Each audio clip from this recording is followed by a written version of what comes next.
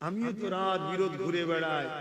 অনেকে বলে যে তুমি এইসব রাত্রিরে ঘুরছো, কিছু ছেলে পুলে কিছু নিয়ে কি হবে? প্রয়োজন একজন পানি দিবার, জ্যাকেট ধরা, একটা থাকে, আর আরেকজন চালাবার প্রয়োজন, তাই আর কেউ নেই তো। কেন আমার ঈমান বলছে আমার আল্লাহ আমার সাথে আছে, আর আল্লাহ যার সাথে থাকে তাকে যদি দুশমন সামনেও দেখে, এই মুখটা দেখবে না, অন্য দেখবে, যেটা নয় রে ছেড়ে দে। এ ক্ষমতা আল্লাহর আছে না নাই? তার একটা নমুনা বলে যাচ্ছি। আল্লাহর কথাকে কেউ বলবে হিংসা ছড়ায়, আর তোমাকে আল্লাহ একটু পাওয়ার দিয়েছে, তোমার তো একটু কলমের খোঁচা দেওয়া দরকার ছিল, তুমি দিলে না। দিলে দিলে না, একটু রাস্তায় নামলে না। আর যেই তোমার নেত্রী ফাইল চুরি করে জমি নিয়ে বললে, তাহলে কানেকশন তোমার। এত বড় বড় সব নেতা, এত বড় বড় পদ, ক্ষমতা হাতে, পুলিশ হাতে, কি নিরীহ লোককে কেস দিবার জন্য পুলিশকে জোর করে প্রেসার দাও, তোকে কেস দিতেই হবে, নাই তোমাকে ট্রান্সফার করে দেবো, তোমাকে ডিমোশন করে দেবো। আর বেচারি নিরীহ পুলিশ তারা কি করবে? বাধ্য হয়ে কেস দিচ্ছে। তখন তোমার ফোনের জোর থাকে, কাগজের জোর থাকে, আর তুমি একটা কেস করতে পারলে না। বলো, আজকে যদি মন্ত্রী কেস করতো, এমএলএ কেস করতো, এমপি কেস করতো, এইভাবে যদি 50-60টা কেস হতো নেতাদের দ্বারা, তাহলে এই কেসটা জটিল হতো না? হতো না? কেউ কেস করেছে? আমি একটা জিনিস বুঝাতে চাইছি, কেন করে? সম্পর্ক নেই তাই। যে ও তো চুরি করলো ভাই, তো ওর হয়ে তুই রাস্তায় নামলি, কি ব্যাপার রে? বলছে না, আমি ওকে ভালোবাসি, ওর সাথে আমার কানেকশন আছে। তো তাহলে ভালোবাসিস বলে নেবেছিস, কানেকশন আছে বলে নেবেছিস, কিন্তু আমার রাসূলুল্লাহকে, আমার কোরআনের বিরুদ্ধে কথা বলে নামলিনি কেন? তাহলে কানেকশন নেই। আমি কি বুঝাচ্ছি শুনছেন তো? আমি শুধু চিনাতে চাইছি, ইসলামের যুগে যুগে ক্ষতি অমুসলিমরা করেনি, মুনাফিক মুসলমানরা করেছে। আজকে যত জায়গায় মার হচ্ছে দেখো, সব মুসলমান এলাকায় মুসলমানরা মারছে। চলে যাও অমুসলিম এলাকায়, কোনো অশান্তি আছে কি দেখো তো। একসাথে সব দল মিলে একসাথে বসছে, একসাথে চা খাচ্ছে, একসাথে গল্প করছে। কেন? ওরা সবাই জানে যেই জিতুক মালিক তো আমাদের। কথা বুঝে আসছে না? না, এইখানে দেখুন শুধু মুসলিম এলাকায় অশান্তি, আর করাচ্ছে কারা? মুমিন মুসলমানদের উপরে মুনাফিক মুসলমানরা ঘাড়ে বসেছে। এবারে এই ঘাট থেকে মুমিন মুসলমানরা এখন নামাতে চাইছে, কেন? মুনাফিক চিনতে পেরে গেছে, নামিয়ে দিতে চাইছে। আর যখনই নামাতে চাইছে তখনই কিন্তু অ্যাকশন হচ্ছে। আমার কথা কি আমার আব্বাদের জিজ্ঞেস করছে, অসুবিধা হচ্ছে আব্বা? একটা জিনিস বুঝাচ্ছি আব্বা, না হয় ভুল জায়গায় হাত দেবেন, ভুলের সাথে চলে যেতে হবে। আল মারউ মা মান আহাব্বা, যে যার সাথে দুনিয়ায় পরকালে তার সাথে। কথা মাথায় ঢুকছে? এগুলো বলছি কেন বুঝতে পারছেন না? যাতে আমার কম মুনাফিক চেনে। মুনাফিক যদি চিনতে পারো, প্রকাশ্য দুশমন যত শক্তিশালী হোক তোমাদের কিচ্ছু করতে পারবে না।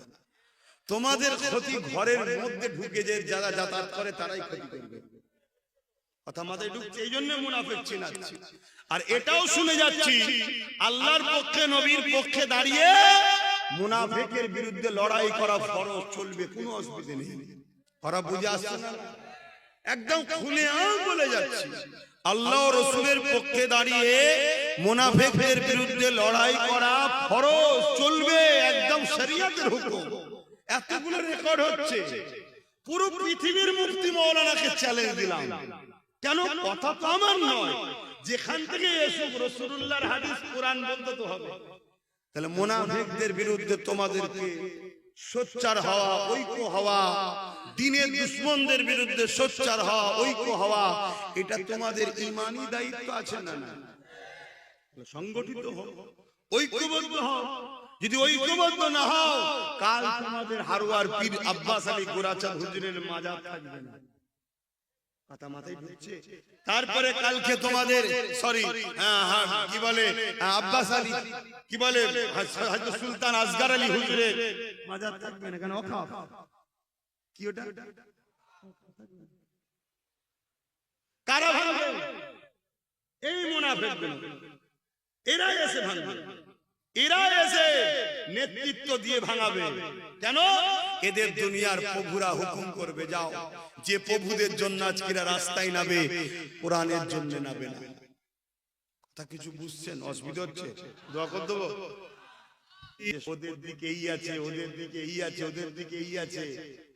তোমার দিকে কিছু যদি নাও থাকে, তুমি যদি হকের পক্ষে হও, তুমি কেন ভাবছো না তোমার সাথে আল্লাহ আছে?